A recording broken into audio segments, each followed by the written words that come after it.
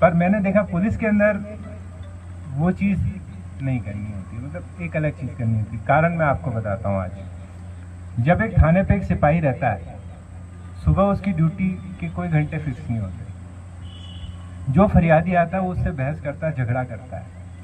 कभी कोई पत्रकार चिपक जाता है उसके, कभी कोई भी मतलब जनप्रतिनिधि अपने आप को बड़ा जनप्रतिनिधि साबित करने के लिए सबसे आसान टारगेट आरक्षक होता है।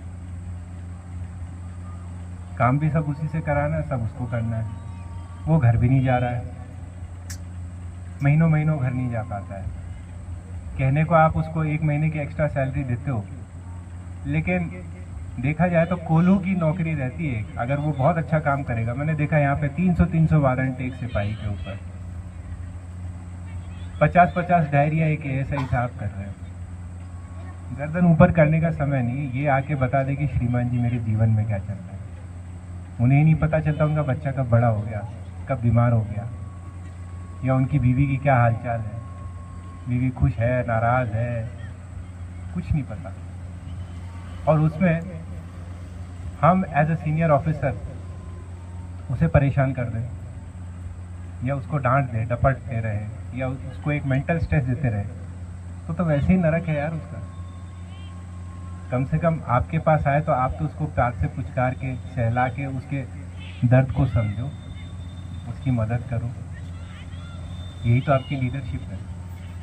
अगर आप कभी अधिकारी के रोल में आते हैं तो ये सबक आप याद रखिए। जिस दिन आप ये सीख गए, चीज़ें अपने आप आसान लगने लगेंगी। कोई कठिनाई बड़ी मुश्किल नहीं होती, कोई परिस्थिति ऐसी नहीं होती जिसका हल नहीं निकाल सकते। और आखिर में ले देके सबको पुलिस की याद आती है। ये फैक्ट है। पहले आप कितना ही कुछ भी कह दो, एक कलेक्टर का ओहदा है, उसके बाद में प्रशासन को अगर कहीं किसी को अपनी छवि दिखानी है, जो भी दिखानी है, तहसीलदार को भी अपना रौब अगर दिखाना है, तो उसको सामने जो 4 वर्दी में रौब में सिपाही चलते अपनी मूंछों पे ताव देते हुए, अपनी कैप को साइड में करके डंडा फटकार के, चलो हटो साइड में, साहब आ रहे हैं। वो जो 4 लोग तुम्हें साहब बनाते हैं, उसी से प्रशासन का रौब चलता है। इसलिए इन परिस्थितियों में, नक्सल वाले क्षेत्र में, जहाँ पे आपको नहीं पता कब आपके साथ में कौन सी घटना हो सकती है, आप अपनी जान हथेली पे डालते हैं। शिव कुमार शर्मा सबको याद है, जब शिव कुमार को गोली लगी थी, दिल बैठ गया था एक बार तो। पर यहाँ मैं मानता हूँ कनकी वाले हनुमान जी को मैंने याद किया था, और पूरी हेल्प मेरी उसमें भी रेनाल पूरे टाइम लगा रहा।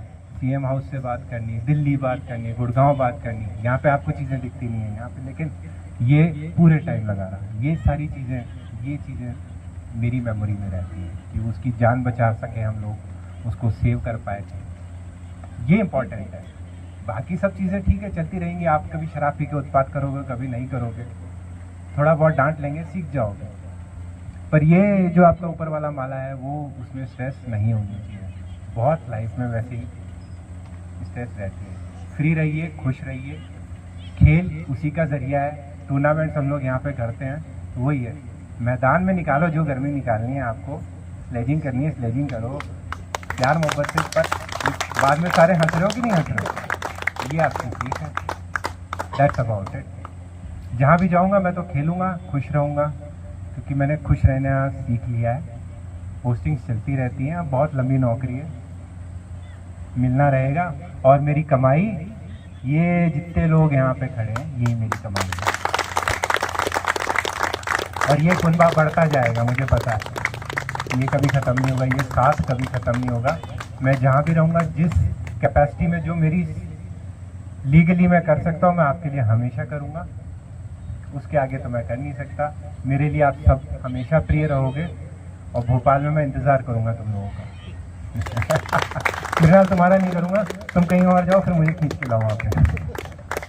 Thank you. जय हिंद, जय भारत।